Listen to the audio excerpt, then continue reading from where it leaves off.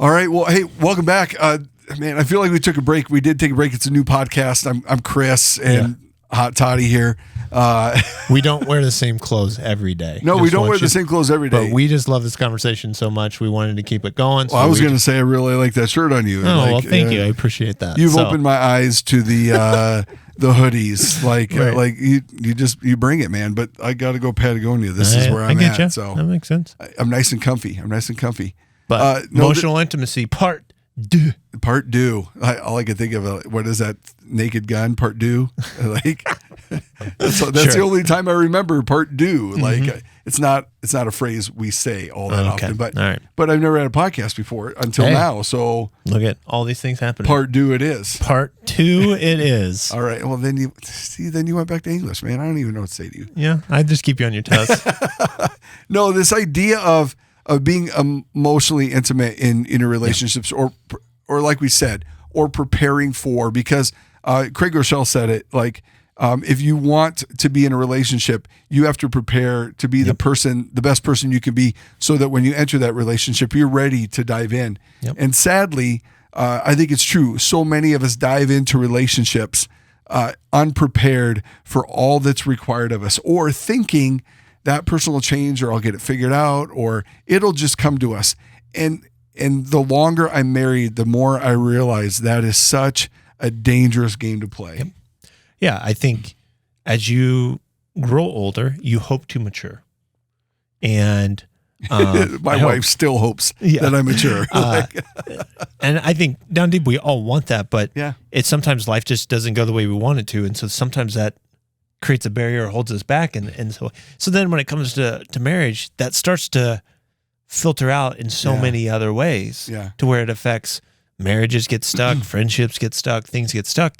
And some of that you can be like, well, everybody else. And it's like, you're looking at yourself like, actually, I might be the one that's that's stuck. it. Like you say that, like when marriage doesn't go our way, or life doesn't go our way, because we could spend probably a podcast thinking about and talking about those things that don't go our way. Right. And all I could think about when you say that is, well, I'm going to take my ball and go home. Like, you didn't play by my rules. Did you tell the rules? No. Right. And I think to me, that's an emotional thing. Like this idea of not sharing the rules. Like, I know what I want. I know what I want to get out of this, and we're going to move forward with it.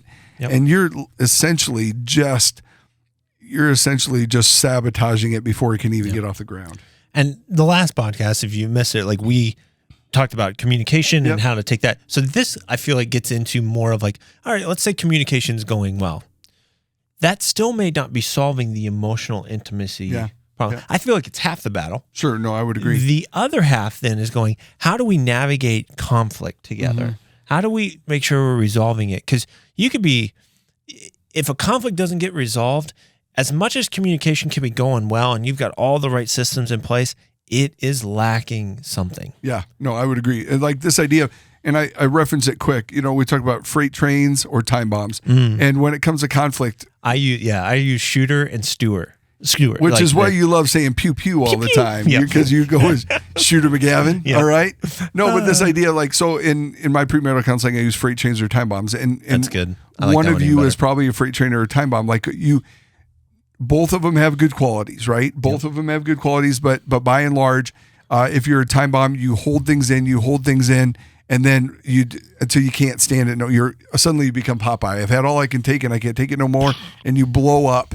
And everything's left with the carnage, right? Yep. The positive side is that you're a processor. That's the positive side. The freight train, you say what you want. You say what you want to say at the time you want to say it, and you don't care the consequences, and you leave the carnage and the baggage on the side of the tracks.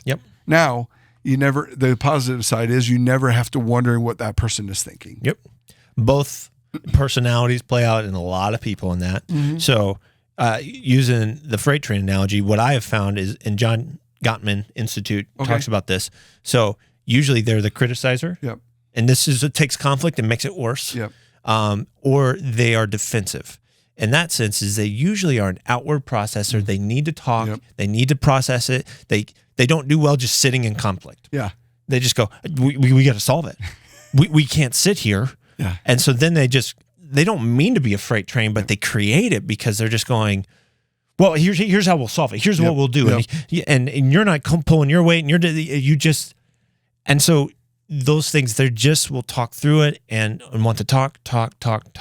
Yeah. Almost to the point to where it actually doesn't help the situation. It actually eliminates the opportunity for emotional because the intimacy more you growth. talk, the more it makes that other person usually kind of just sink back into themselves and say, well, whatever I say isn't going to help. You're only going to criticize it, or you're only going to yell at me. And I don't want to be yelled at here. I want to try to fix something. But if you don't shut up, right, we're never going to get anywhere. Usually these people are fixers, like real quickly. They just want to fix things right away. They don't like to sit in pain. They don't like to sit in those things. They just want to talk through it real quickly and get past it.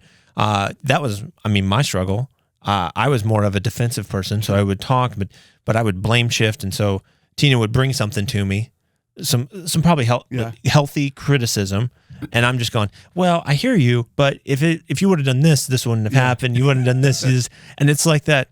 I'm sorry you feel that way, kind of like no, deal. Absolutely. And you just see that, you sense that it just takes that emotional intimacy and just kind of just yanks it out of the relationship in the midst of you this. make that other person feel, again, so much more unstable. Yes. Like, I was just trying to be helpful. I must be the crazy one. And but then the time bomb ones, they talk about, so the other two are, they stonewall and contempt. And so, and hear me, like you are going to have a temptation to go to one of these initially. If someone puts you in a corner, boom. But if it keeps happening, you could switch to another one. So it's kind of this ebb and flow to it. But with the time bombs, they will kind of take it in. And Tina was sometimes a stonewall. She would just hang up on the phone or just, I don't want to talk about it. I'm done. I don't want to talk about it. Kind of deal. And so you could take how those personalities just boom. Because I'm over here like, we need to talk about it. I don't want to talk about it. This is not going well. If you're not going to do, and I've heard, if you're not going to do what I say, this isn't going to work. Well, it's not already working. So, how do we adjust to listen? Okay, I need to be, so for the freight train, you need to be cognizant of that and stop and say, okay, let's check in. It goes back to the questions we kind of talked about. Like, I want to seen, heard, and valued. Like, is everything all right? What? And these are, hear me, these are tough questions for you to stop and ask, are you being heard? Is there something right now that I'm doing that's causing you to be frustrated or irritated? I would add, like, for the criticizer and the defensive one, here's what you need. Have a gentle startup. Learn to be gentle, because an environment where you're too intense and you can be like, well, just what I grew up in, this is like so much less. No. It's about the other person. It's about the environment at your home, not what you grew up with. It's at your home. And so going, do I have a gentle startup? And some of that maybe have to ask your spouse that question. Hey, am I being too harsh? Do I need to be a little bit more gentle? And the other one, this is more with the defensive one, is like, take responsibility. So some of that may mean, I had to practice this, is just going, I had my thoughts of what I had to say, but I hear you. Well, it's that idea of James. James talks about it, right? Like, be quick to listen, be slow to become angry, and don't just talk to talk. Like, you've got to stop and you've got to be willing to say, okay, again, sometimes it may require you to say, I'm sorry. I have been pushing this, or I have been holding out, telling you something because I know where it's going to go. I know that this will get you angry, and you, I think that's almost more detrimental in a relationship, is when you're hiding something because you know it's going to cause pain. Well, listen, one of my friends, I don't remember who said it, like, swallow the big frog first. Like, if there's something there, take care of the big frog, because maybe if you can get that taken care of, everything else will seem easy, right? Okay. And like, always going after those big things. But that's always the hardest thing too when it comes to that, because you don't know how that person's going to respond. But if you're working in that direction, if you're working at getting more emotionally healthy, if you're getting more familiar with doing those intangible things that is building this and prepping you for a great conversation, it's only going to make you stronger. It's only going to make you a better couple. And so so that's freight training, kind of learn, okay, gentle. Be okay with not all talking. I can think about is it's coming. Start small. Start gentle, but also be ready to just own it and sit in it a little bit. Sit in it a little bit. Now, on the other side of it, the time bomb person is, you've got to, if you're going to fight contempt, because contempt is almost this like keep talking. I don't need to. I'm better than you. Yeah. It is they can say it with their nonverbals, and they may use words. Yeah. But it's just this positioning of going, I've got you. You can keep talking, but you're burying yourself. And we know people who are like that, and so then you've got to, if you're going to fight that, go, okay, do I appreciate this person? Have I created that environment to where even if they're making mistakes, do I appreciate them? Do I love them? Do I show that? Yeah, because I think we can get really quick to say, "Oh, I'm going to keep track of that one." Remember this, and then we use that as ammunition to draw back from. No, like, am I really setting the table? I always like that just because I like food. Like, am I setting the table for a win here? Am I setting the table for them to feel so loved and supported, rather than that condescending look? Like, okay. Wow. Because the time bomb is like, you're just soaking all of this in, and eventually it's going to blow up. And so that's the part that I'd be like, don't fight that. Like, no, I appreciate them. I believe the best in them. And then the stonewalling piece is like, it's good to take a time out. Yeah. But you've got to come back. Yeah. No, yeah. Like, don't take a soothing time out, but come back. And even set a time, even if you need to, like, hey, let's come back in 30 minutes, or hey, I'm going to go on a walk. Hey, let's. And be clear with that expectation. Absolutely. Like, say it, because you also have the other person going, are you coming back? Like, that's how they're, especially in outward process, like, okay, if you're going to leave, are you coming back? Like, because we need to talk through this. And sometimes if mom left again, I don't know. No. But if you're an inward processor, you can solve it up here and feel like you don't have to say anything. You just don't need to talk about it. Don't need to. Because you've been thinking about it for so long. Yeah. And so, but the danger is your spouse then feels left out. Now, some of you may be the same. And so that's a whole nother thing to work through. But it's just learning and seeing these tendencies that we have and going, hey, we can fight this. Yeah. And going, because I use the same analogy like when it comes to sex. If you keep telling somebody no, they're going to start to feel rejected. Yeah. And absolutely. So if you keep taking these timeouts and never talking back to them, you're taking away emotional intimacy, just like you would physical intimacy. And I think the danger of just saying no, it doesn't give any context to it. Like, no, okay, well, why no? It's not no, it's when. Yeah. Like, change the conversation. Is it me? Is it something I did? Is it something you don't like? Which, I mean, is a conversation for another time. You've got to talk about sex.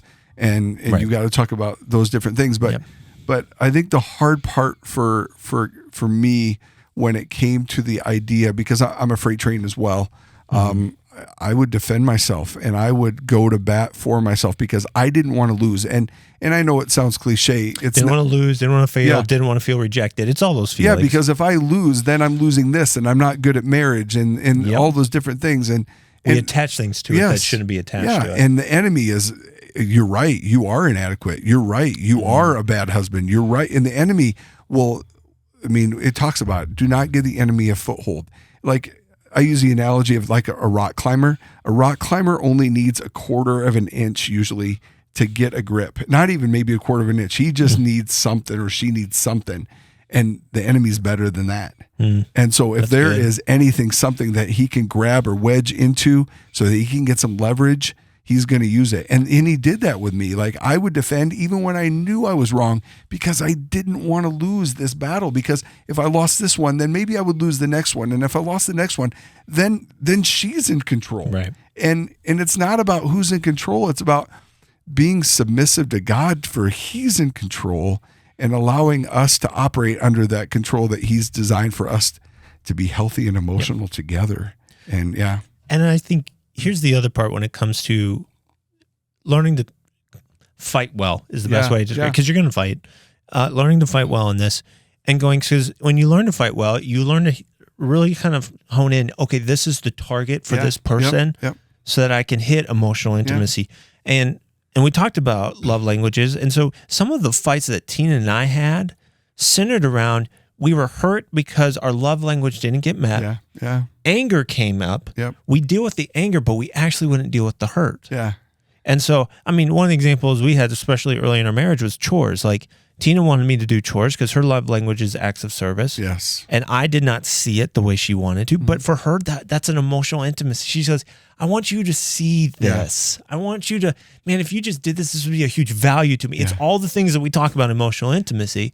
And I'm sitting there going, I don't. Like, this looks cleaner than my college dorm by a lot. So Like, I don't know if you know this, but I'm pretty awesome at cleaning up. And she's like, but no, just that idea, like what you don't know. And, and had you known, like, and it's setting clear expectations. Like, this is what I do. And it's important to know that information. And you learn and grow in this. And so absolutely. I thought I did the great thing of like, hey, make a list for me. Yep. And she was like, I thought that was, and this is where if I was hardcore on this, and I was like, I'm right. Yeah. Like, this is not hard. Just make a list.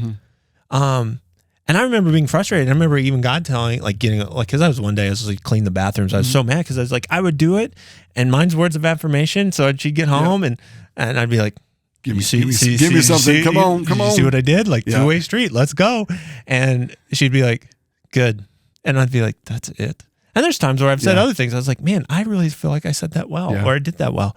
And that's not her strength. Like, it's, and so, but she knows that. But so I'm sitting here going, okay, I want her to give this, and I'm not going to give this to her until she does. And that's where God's like, oh, whoa there, buddy. You're angry about doing the bathrooms. Let's talk about that for a little bit. Was this about you or was it about her? Yeah, you know, like, and God's kind of looking at me. He's like, so wait a minute. You're upset with Tina, but, you know, you're going to wait to do something for her until she gets it right. He goes, now, do you want that to play out in our relationship? Yeah.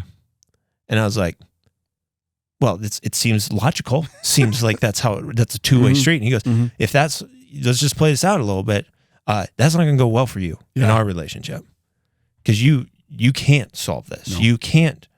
So what I'm trying to teach you here is like, I did this while you were still a sinner, and I died for you. I rose from the grave from you. Yeah. I did all that to show you what love looked like. Now, when you made a commitment to be married, you said better or worse, rich or poor, sickness and health. Yeah. So you committed to unconditional love, as the Bible describes the word agape, unconquerable desire to do good for another person. So you have to make this decision and go, I choose to do this. Yeah. Regardless of the response. No, I agree. And so that becomes hard. It's so difficult. But once I did that started to go, I want to go after her feeling emotionally intimate and hitting her love language. And there's other ones. Go check them all out. I think that would help you understand. There's ahava and raya and I can't remember what the fourth one is. What? Sorry, those love languages, like I just was like gifts, touch. You were agape, and I said, but there's ahava and raya, and there's another one. Oh, the four kinds of loves. Yeah, four kinds of loves. Anyway, sorry, we were not on the same page. Love languages, and I'm like, wait, what? Okay, so I'll go back to love language. I'll get off my tangent for a second, but that idea, like, we spend so much time focused on in a world. And we drag it into marriage. Like, I'm going to do this so that I can get that. Yep. And we do. And the world tells us, do that. Listen, love is not giving in order to get. It's like you talked about. He gave everything of himself to us so that we can know what love was. Yep. And that's what he wants us to take into marriage. Like, when you talk about, man, it would be easy for me to just physical touch and words of affirmation to Rachel because those are the easiest things that I want, that I want to give. Yes.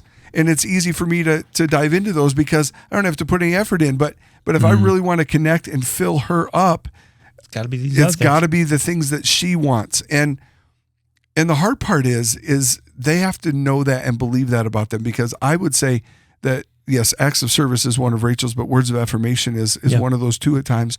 And I would say something to her and she'd be like, yeah, I don't think that's really, hold on. You can't rob me of that. You may not believe it, but I believe it. And I'm saying it to you, and I want you to be able to receive that. Yep.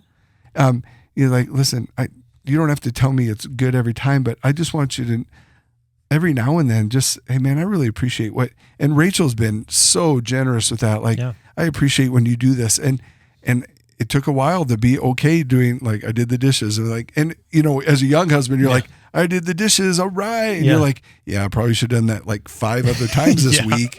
Yeah. And because that's what we battle. We battle that I want to get this for doing this. man, I want to be emotionally stable enough, which that is on me, right? To be emotionally stable. Yep.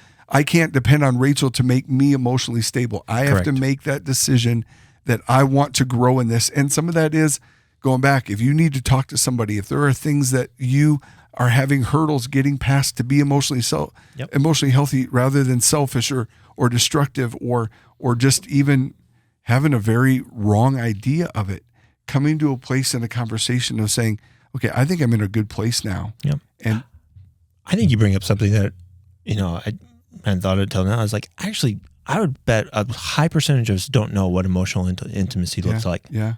Because I think you and I learned it. Yeah. Yeah. Like it took, we had our battle scars to get there. Yeah. On some agree. examples. And it's still a battle. It's still kind of like, because the older you get, things change. And so what used to work for emotional intimacy doesn't work now. And you go, okay, I start this over. And not everything, but just like, okay, we build a foundation, but we keep building that up. Yeah. It's not like we just stop at like, hey, we put the concrete down in this relationship. Yeah. No walls, we got to keep range. Yeah. We got to keep adding to that of okay, what does that look like now that we have 4 kids? Yep. What does emotional intimacy look like? And what does it look like now that the kids are at house? Yeah. What does that look like? And so all those expectations change. And so you got to learn to navigate it. But I do hope you see like in this, like emotional intimacy has words connected to it, but it also has the actions. And to me, like the conflict part of it, but also just doing the things that would love languages speak to this. Like, am I helping, as you said it, helping them feel like their tank is full? And hear me, you cannot do it to the full extent God can. But can God use you and help you as a spouse? Yes. Yeah. And like show you like this would be meaningful for them. Do it. Yeah. I mean, for me personally, like just even connecting with God lately, like when he wants to overflow your cup, there's no limit to what that can do, right? Yeah. And imagine if you translated that to the relationship, like we have this idea of like a cup. And you're like, well, if I could just get Rachel right there, she'd have a full cup, and she'd really. What would it look like if keep on you pouring. just keep pouring, and there would just be you just bless the socks off, like, and not to get anything, but to give everything of ourselves to them. And I know, listen, that doesn't happen overnight. That takes time. It takes learning communication. It means finding out what those rules of engagement need to be for you. Yeah. But it's so vital, because I love that analogy. Like, you pour the foundation when you say I do, but you begin as a couple to build those walls and to build that framework of what you want. And then you don't ever have to guess sometimes when you get to certain places. I know exactly what Rachel would like now. Yeah. And if I did this, man, that would be a blessing to her. Or you begin to go out of your way, or you begin to do things that you never thought you'd do. But because of that outpouring of love and of being emotionally engaged and emotionally healthy, you're in such a great place. And God will teach you so much of forgiveness and honesty and just healthy things within emotional. Which are so important, right? Like that idea of forgiveness and honesty. Like, these are core values of God that he goes, you're going to need this in your marriage to have emotional intimacy. Yep. And even for you to have emotional intimacy with God, he's going to go like, we need these things, learning how to be vulnerable, learning how to be all these things. And what I see is we got so many people who don't know. And I'm right there with a lot of people, like, don't know what emotional intimacy truly looks like. And so I just encourage you, be willing to go on this journey and recognize when, like, ooh, I got a big roadblock here. Yeah, absolutely. Whether it's pains from my past or just, man, life change has happened, and now it's created a roadblock that I didn't know I had, or it just now is present. Like, those things, I mean, for me, even things that happened to my life is like, it created, like, I'm coming home just being a vegetable. Yeah. That was a choice. And Tina had to be like, hey, I need you to come back. Like, well, I think that's it. I think that idea of like, I'm sorry if, maybe there is like, I knew I brought this in with me, and maybe that's an early on conversation. I brought this in with me, or maybe you're doing something because you're not feeling validated and you're like, okay, hold on. I think that's another conversation. Like, if you're not getting what you need, that doesn't give you the right to withhold what you should be giving. But saying I'm sorry and seeking forgiveness is such a key thing. If that can be a part of showing grace, forgiveness, but then you said honesty, you've got to, maybe that's a conversation. The kids go to bed, or you don't have kids, sitting around the table and going, okay, this is something that I need. I just need to be honest with you right now. And man, Craig Groeschel again says this, like, you're only as strong as you are honest. Yep.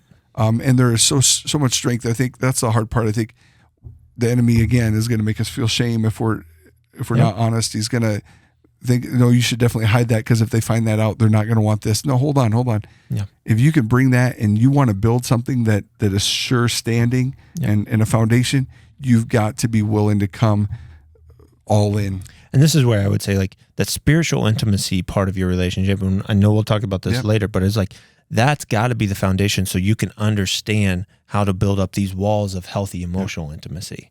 Because God's going to teach you in his own relationship with you, like, hey, you need to forgive. Because I don't know where I would be if God didn't just pull me aside in that moment and just go, hey, this is about unconditional love. Yeah, all I can think of is like, Charles Barkley in my head. You're a knucklehead. Yeah. Anyway. And I go, we will all have these moments. I still have them to this day. It's not just the chores, it's other things that God goes, hey, this is a place where you could be a better spouse. Yeah. And it's like this, like, you have this gift of emotional intimacy every day that you can give to your spouse. And some days are like, nope, not today. I love discovering new ways that I can bless Rachel. Like, we are learning. When we hold that gift back, because we think, well, I'm not giving it until I get something, as you've described, I go, then we're missing out on something that God's going, you've got it backwards. Yeah. Yeah. Like, and I remember experiencing this when I gave. That's when God was like, watch this. Yeah. And then Tina was like, hey, her words of affirmation came. Yeah. And I was like, all right, God, I see what you're doing there. But he goes, it's not a fun process. No, it's not. It's sometimes a painful process, but in the end, you mature, you grow, and you become healthier. Well, I think that's it. I think it is all a part of this process of growing, of understanding. And man, all I could think about is that verse, like, no discipline seems pleasant at the time, but is building something within us. And man, I think that as you and I talk about, we don't have it all figured out yet. No. We're still trying to figure out better ways to love our wives and to be more emotionally engaged. And when we do that, I think we honor one another if we're continuing to be students of our spouse. Like, to me, that's, I know this analogy sometimes breaks down, but one thing that helped me is, like, whenever you marry someone, you think about, the father-in-law, mother-in-law that you're going to take in. And sometimes. No, they're not living in my house. Yeah. No, they're crazy sometimes. But I also go, like, but we talk about all the time. Scripture talks about that we are God's children. Yep. So going, Tina is a daughter to God. And I have this relationship with her father in a sense. Yeah. And going, all right, can you help me love her? Yeah. And God goes, I've given you the privilege to step into this. And I want to show you, and I want to just let you see what I've seen all these years. Yep. And to me, that gave me a beautiful picture of kind of going, that's what marriage can be, to where I get to love my wife and show her what I see. Yeah. But more importantly, what the Father has seen in her this whole time. Well, and vice versa. I mean, she's looking at, like, that's my son. Like, so we're going to dive into that next time. Just that idea of what spiritual intimacy in marriage looks like. And I think it's a great conversation. I think hopefully we laid the groundwork, but man, once again, reach out to us if there's conversations you want to have or ways in which we can be a blessing or a help. I mean, like I said, we're still figuring some of this stuff out, but man, we're excited about where it can take you. And with emotional intimacy, there's going to be a lot of people who fight for your time, a lot of things, and they don't mean to, even your kids, all that kind of stuff. You've got to learn to fight for this. Yep. You got to go, this is a gift I get to give, and I want to make sure I'm fighting for this and giving it. And I think as we dive into some of these other ones, I think these intimacies are all important, but spiritual intimacy builds that foundations for the other ones, as I pointed out. And so I'm excited to kind of hit that next part. Absolutely. Looking forward to having the next conversation. Have a great one. Hey, see you guys.